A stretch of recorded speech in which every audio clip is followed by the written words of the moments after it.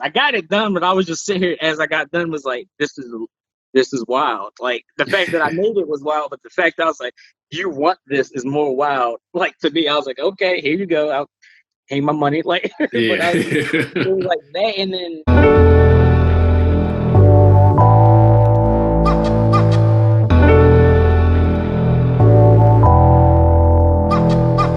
What's going on, everybody? Thanks for joining us for another episode of the Black Student Success Podcast, brought to you by InQuire, where we bring you insight and guidance from successful Black professionals. My name is InQuire. I'm one of the co-founders of InQuire, so I appreciate you joining us today. Today's guest is one of the best graphic designers within the Pittsburgh area. He has been doing this for over 7 years. He's got an extensive portfolio of flyers, logos, different designs, and the list just goes on. And he also has his own graphic company or graphic design company. So, we're going to get into his story, how he got to where he's at now, as well as, everything in between, all the gems that he's picked up along the way. So, ladies and gentlemen, Warren King, how you doing today, Warren? I'm doing good. How about you? I'm doing all right, man. I appreciate you joining us today. So we'd like to give, our guests just the opportunity to really, tell the people who they are as a person. And so I'm going to start off with, who is Warren King? Warren King is a freelance graphic designer from Atlantic City, New Jersey. That's where I'm originally from. Currently based out of Pittsburgh, Pennsylvania. I specialize in turning concepts into reality. There you go. And how, with that concept, and that's kind of been your motto, your MO. So, how did that kind of come across when you're looking at your designs and trying to bring them to life? That literally came from, I guess I'll say, my creative style. Like literally I would sit back and think of different concepts. And after a while, with the way I developed my style of how I do my flyers and logos, it literally was that. It was literally different ideas and concepts that was rolling around in my brain. And I was like, yo, let's do this, change this, let's do this. And to the fact that became my style. Mm-hmm. Like it's not freestyling, I want to say, but it's literally just taking the most wildest ideas and trying to bring them to life like the best I can to the best of my ability. That's what's up. And so how did you actually get into graphic design? Was there a certain moment that, kind of defined it and told you like, yo, this is what I want to do? Was there somebody who was involved with that process? Take us to the beginning of when that all started for you. Oh, okay. So true story. I got into graphic design because I wanted to make video games. Okay. So as now the prequel to that is I was a mid-drawer. Like I was just a high school kid I took a couple drawing classes, but I liked video games so much that I wanted to make them. But I guess bubbling under the surface, I didn't know was I used to mess around with graphic design stuff. Like I used to bootleg CDs. Okay.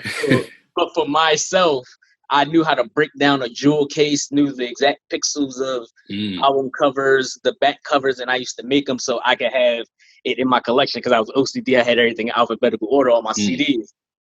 And then like for when I would get the little game disc out of Xbox or PlayStation magazines, I would go into Microsoft Paint and take images and everything and put them inside the cases for my demo discs or whatever. So when I got to college, unfortunately, they was like, well, your portfolio isn't strong enough. I was like, okay. Because like you can still come, but we're going to put you in a graphic design program just so you can get your stuff up.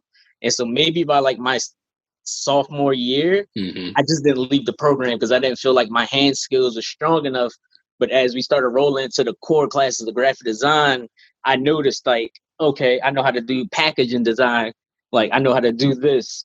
Don't ask me to draw. I can draw out the design of the box, but I don't ask that much. But when you open Photoshop, InDesign, everything, it was like, it was starting to become like magic. It was like, oh, all right, I get it. I know how to do this. Like, just show me, and I got it from there.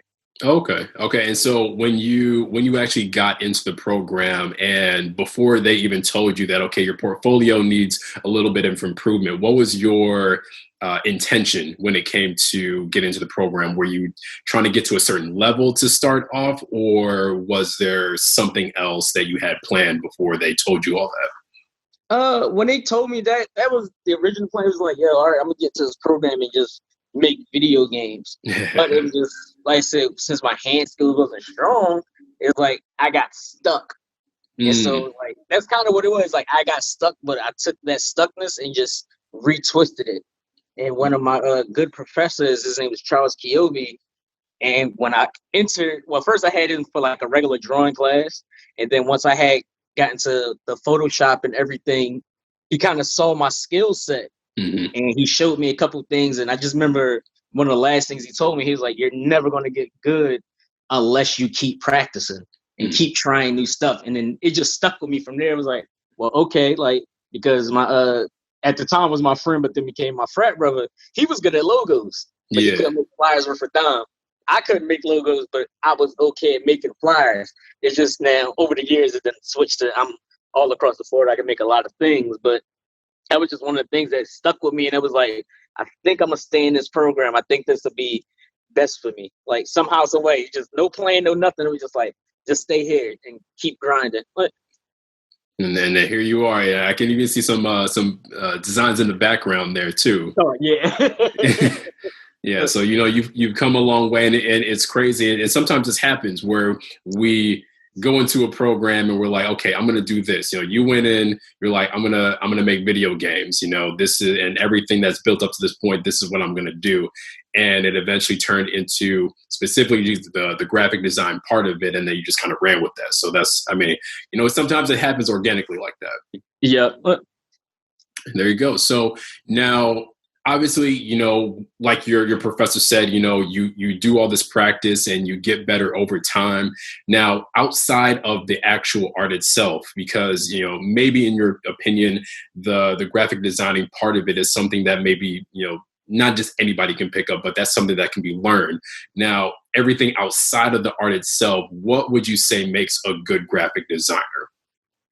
What makes a good graphic designer, you just got to have an eye for certain things. Like, I want to say you have to be a very active person or not. You just got to be keen into images and looks and aesthetics and colors and a lot of things, because what a lot of people get confused is a graphic designer and a graphic artist. An artist is a person that's usually like an illustrator or something like that. And then a graphic designer is literally a person that can look at a packaging and be like, oh, yo, I can do that.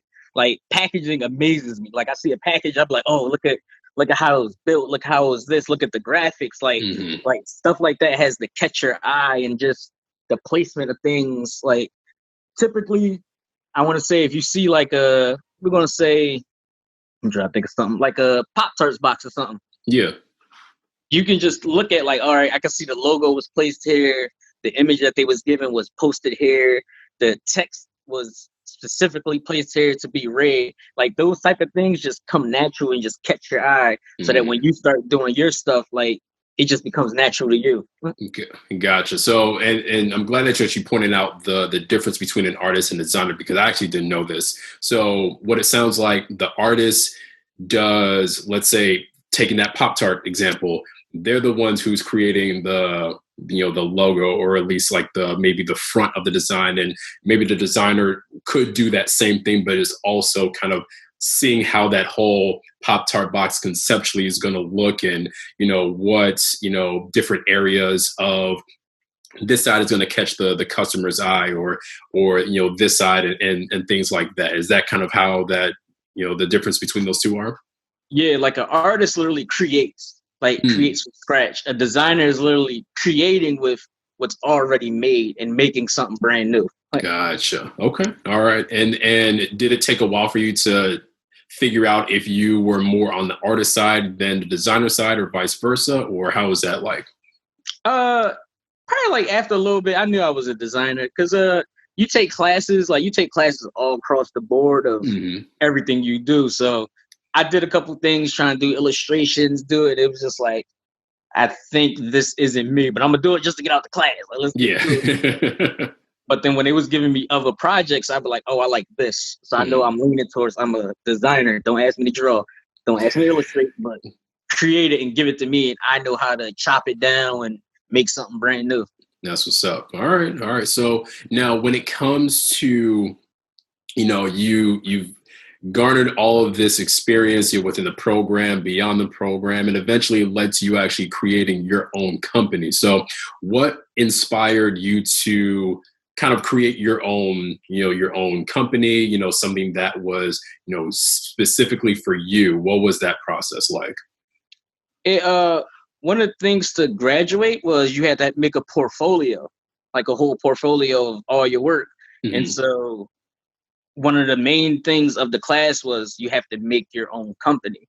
Now, me being a senior in a frat, having the time of my life, of course, I was lazy. So while a lot of my other friends, like my one good friend, Donald Profit, his company is Lynn Shutter. My other friend is Driven Creations.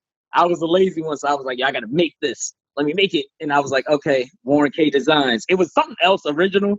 It was something else different than that. It was like a Desk One designing one, but I didn't like that. So I went to Warren K Designs. And then as I started building the logo, which was basically my initials and a rounded thing, and it was like a whole bunch of things, the professor saw, was like, so this is what you're going to go with? I was like, yeah. And he was like, what's the meaning behind it? And you using your name and adding designs. I was like, well, Warren King's this. Warren K is the designer. And everything with Warren K is simplistic and straight to the point. Like when you see my artwork and everything, it's like, it's straight to the point. It's very creative. It's different, but it's to the point that you know what you're looking at, you know what you're getting. And I always live by the concept, when you put something in somebody's hand or somebody see it, I got less than 5 seconds to catch your eye and make you stop and look for another 30 seconds. So that was the concept of just like, all right, I'm going to stick with Warren K Design, simplistic, creative, and to the point. There you go. All right. And now on the back end of just the company itself, what was that like when creating just, I guess your process when it comes to looking for clients, things that you do on the back end outside of the work, when it comes to owning your own company? What was that like for you in the beginning? At the beginning, it was rough. It was rough. I'll say that. But it literally started from, I call a snowball effect. It literally, because people started seeing my name on flyers, because I made everything for my chapter and everything that brothers needed in Western PA. And so it started from there. Then one friend at a university, his frat was like, yo, we need flyers. I made 2 for them. Was like, I'm only sticking with you. Then it snowballed into, well, I'm a part of this club of the university. Can you do flyers for me? Yeah, I got you. So then that rolled into, when they graduated, they started their own company. And now she comes to me exclusively for everything, to the fact of now I see my logo on an initiative that's out here and trying to build across the world.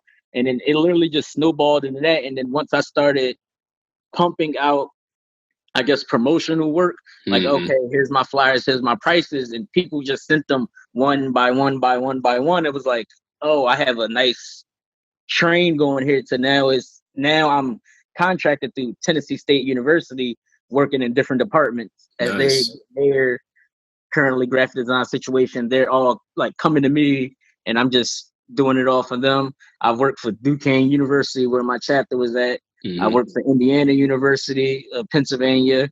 I've worked with Florida Memorial University, like literally just building clients. And like I said, everything you just do better. People want to know, like, well, who made this? Like, who did this? Who did this?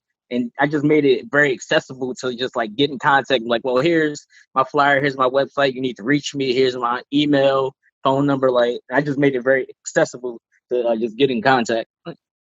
Okay, so accessibility was a big part of it. It sounds like the networking was huge for you in the beginning when it came to, the work that you did for your chapter, and that obviously spread around because I think it's, when it comes to at least the graphic designing part, it's easy when it comes to the natural part of the advertisement, the marketing, because it's all visual. So you got all of this together, and it really kind of blew up because people were getting to know your logos. And like you said, they were like, who did this? So, when it comes to that networking piece, would you say that was super essential to your success? And, for anybody who's kind of inspired to kind of get into that work, talk a little bit about that whole networking piece and how that was, important to you. Networking is very important because one of the main things that kind of started it off was one of my first clients was this little hip hop group out of Pittsburgh, and they needed a flyer for something for their club, something for their performance. So that was my very first one I ever got paid for. So then I was like, okay, this could be something. And then when I went home, I happened to run into one of my frat brothers. And then after I met one of them, he was like, yo, well, I own a XYZ company. I said, okay. So I started making flyers for him. So then after that, he introduced me to like the owners of this restaurant. And the more I talked with them, I looked at some of their work. I said, well, I can help you out. And I ended up redoing the restaurant's menus and everything. And so then one day I just told my mom I'm out. I was like, something just telling me go back to Pittsburgh. So as I went back, it just started from there. And I just started talking to a couple people and literally just reference. Like literally that's what it's been. It's like the more people, one of my things my mom took out of, because she helped me write my entrance letter into college. I said, it's not what you know, it's who you know. Now, the older I get, it's still what you know, but it's also still about who you know, because the more people you know and you have this good repertoire with these people, and if you're an independent business or you have this type of product or anything, you sell it and it's good, you can literally get it to more people's hands with the more people you know. You just have to be open to getting outside of your own little personal box and selling yourself. Like you have to remember, you're selling your product or whatever you do. You're not selling yourself. You're selling your product.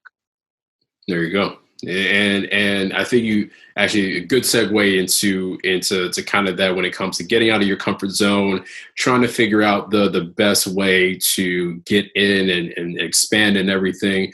Talk about those challenges that you might have faced. Let's say even after you finish your program at school, what kind of challenges did you face when it came to getting into the work, whether that was, working for another company or working for yourself?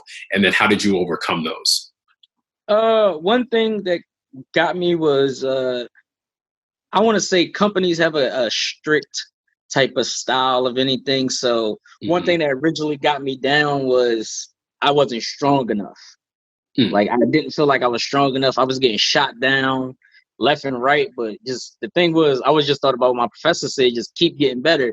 So as the years progressed and I did everything for my chapter, that basically gave me the vehicle of, hey, whatever you want to do, this is your chance to do it, because nobody in the chapter going to say, no, we don't like it. Like they love all my work. So it was like, yo, this is your chance. So it gave me time to anything that was like, yo, well, we want to throw a party. We want to do this. I got this idea for the event. I was like, all right, well, let me just try different things.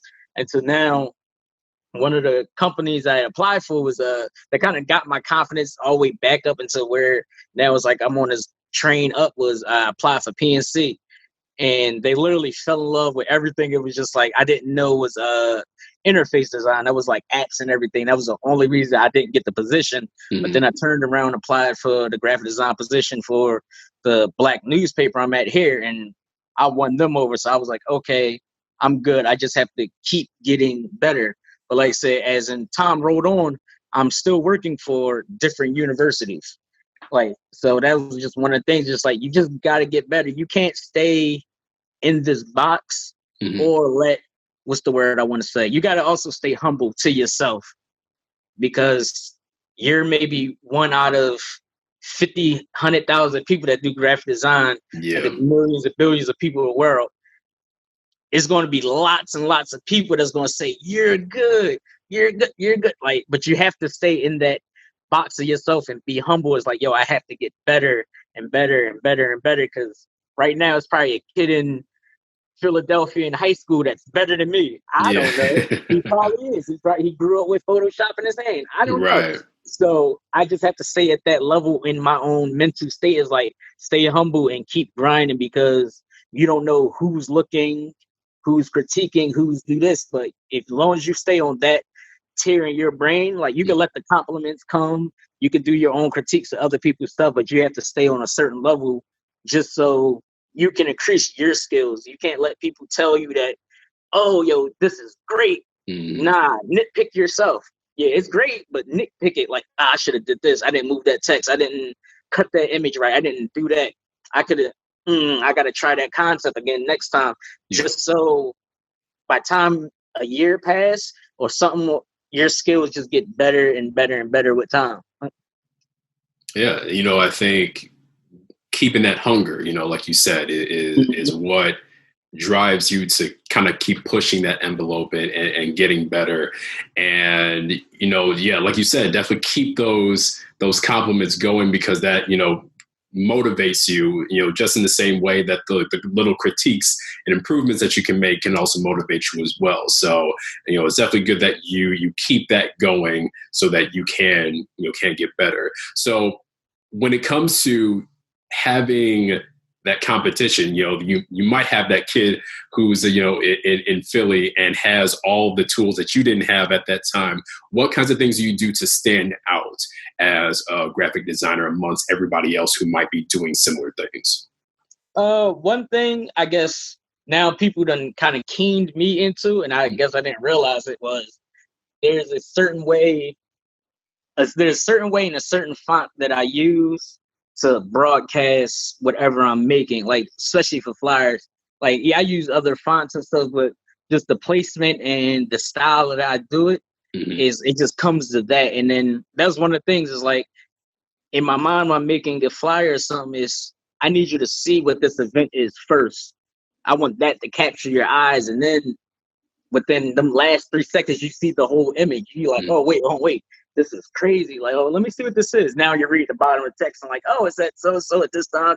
But I literally got them couple seconds for that middle part right there for you to catch it. And that's basically like develop my style. It's just like, yo, you catch that right there. I got you. And you're on from there. But yeah, it's like you're creating an experience. You're giving them a trip when it comes to just looking at that within that 5 seconds. And they have all of these experiences and feelings, again, within that short period of time. And it sounds like that's kind of the goal that you have. Yep.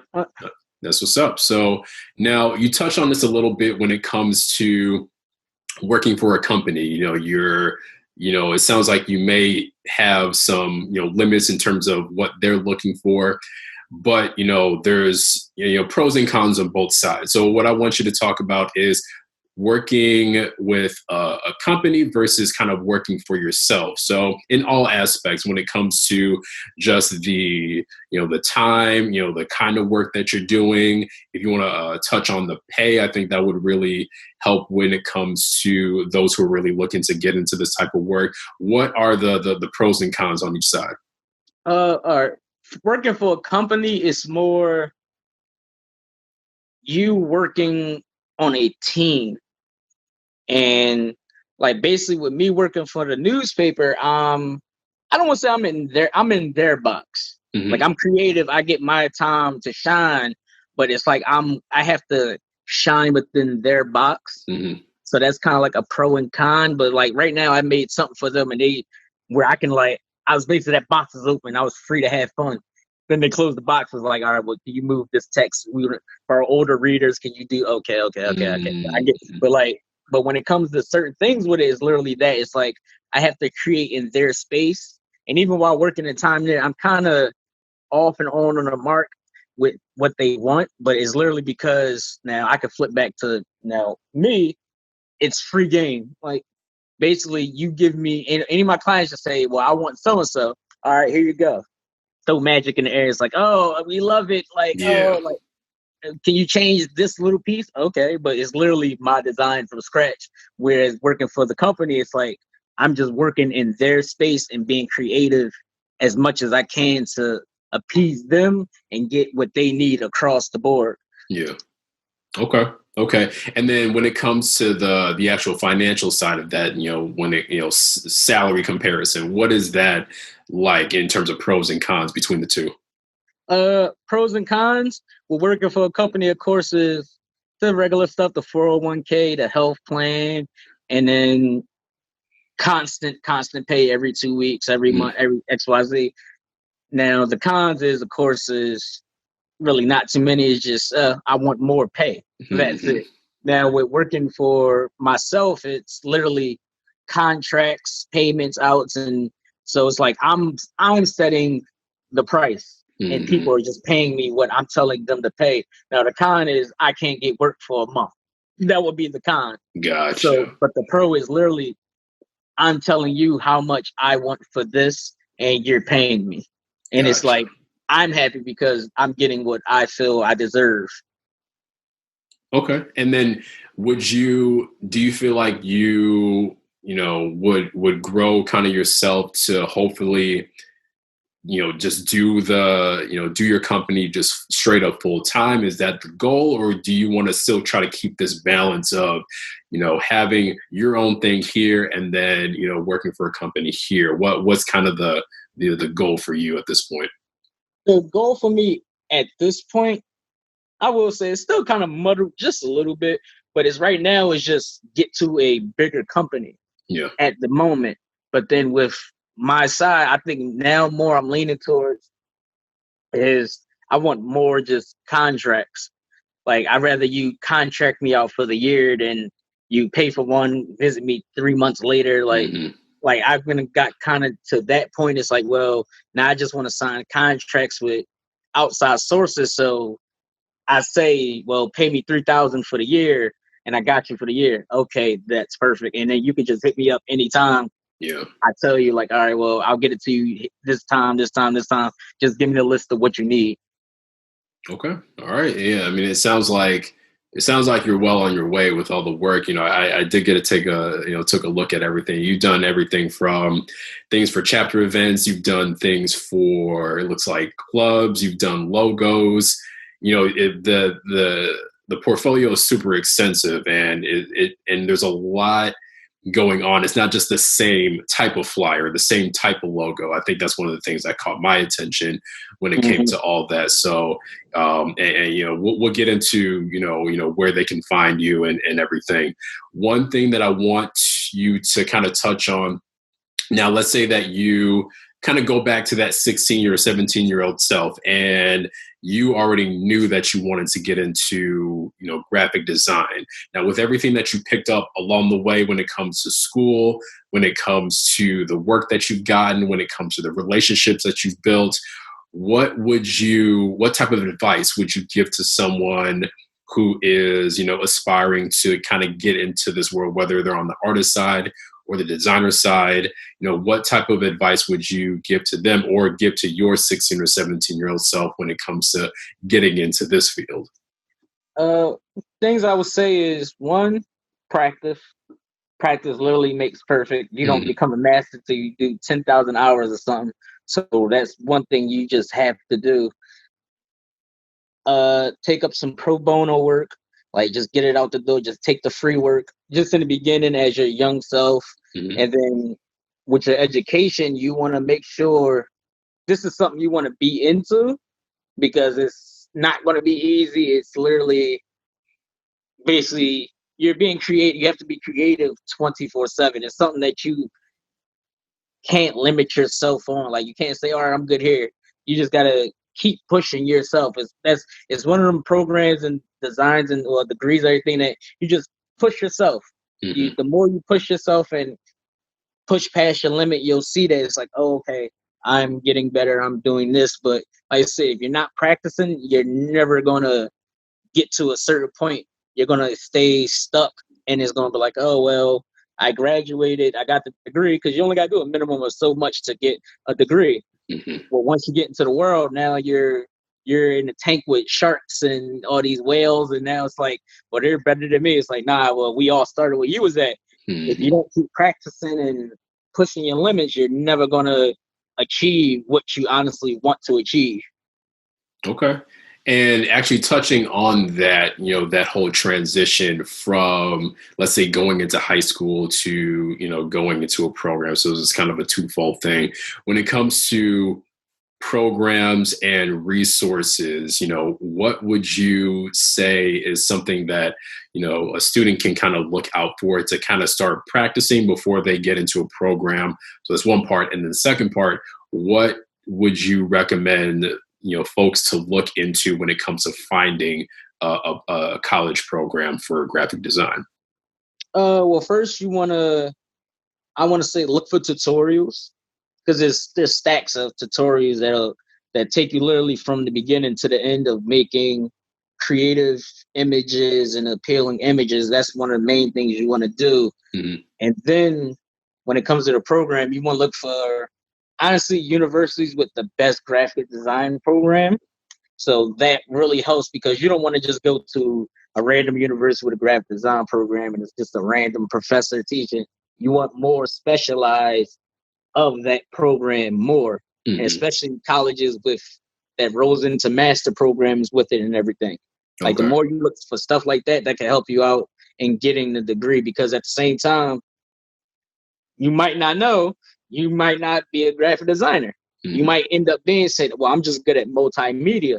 I'm good at creating photos and videos and stuff like that. Because that was also one of the things that was in my program was photography and video and all that.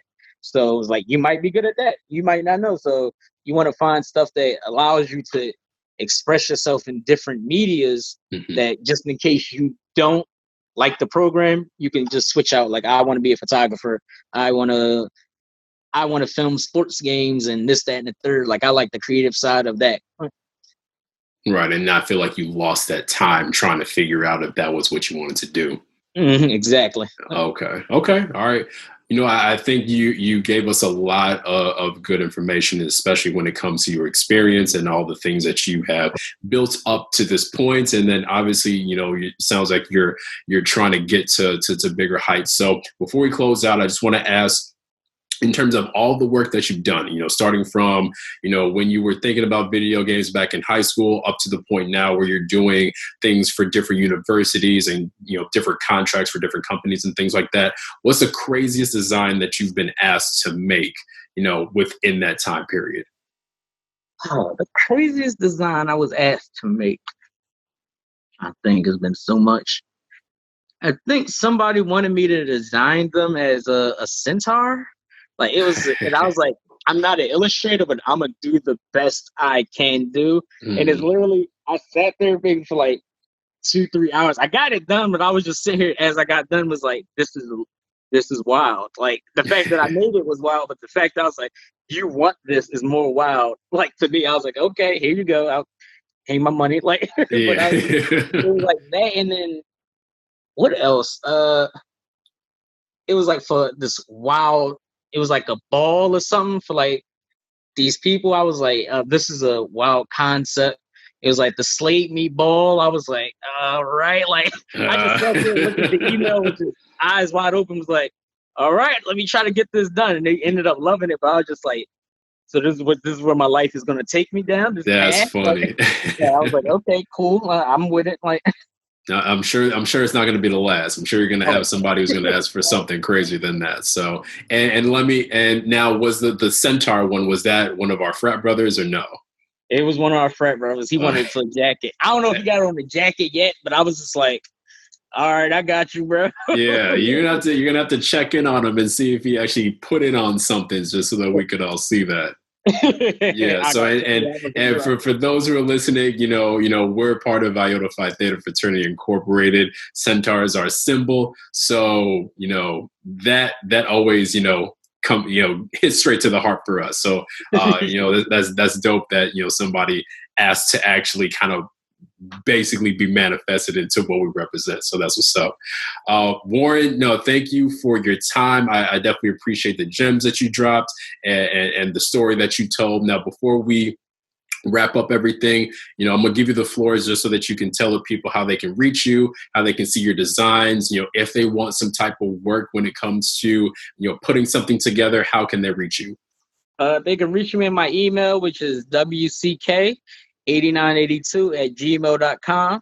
And if they want to take a look at my work, they can go to wck8982.wixsite.com/Warren K Designs. And I have my portfolio and biography and everything on there.